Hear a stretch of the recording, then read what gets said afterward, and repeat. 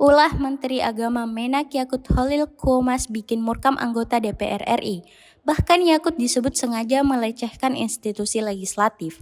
Hal itu merespon dirinya berkali-kali mangkir dari panggilan Pansus Angket Haji DPR RI. Kelakuan Menak Yakut ini pun membuat anggota panitia khusus Pansus Haji, Luluk Nur Hamida geram. Luluk menilai sikap Menak ini sebagai bentuk pelecehan terhadap DPR RI. Dikutip Tribun Timur dari tribunnews.com, hal itu diungkapkan oleh Luluk pada Senin 23 September 2024. Dalam keterangannya, Luluk mengaku menyesali sikap Menak Yakut yang kembali mangkir atas undangan klarifikasi dari Pansus Angket Haji DPR. Luluk menilai sikap Menak Yakut merupakan bentuk pelecehan kepada DPR sebagai lembaga yang memiliki fungsi pengawasan terhadap pemerintah.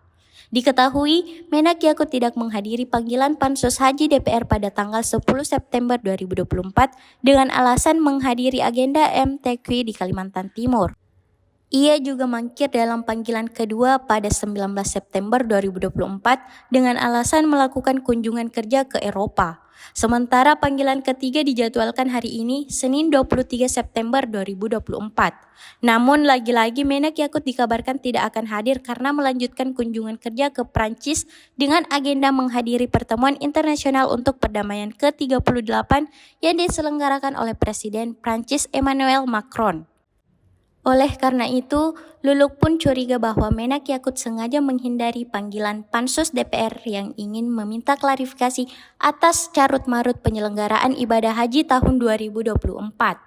Download Tribun X sekarang, menghadirkan lokal menjadi Indonesia.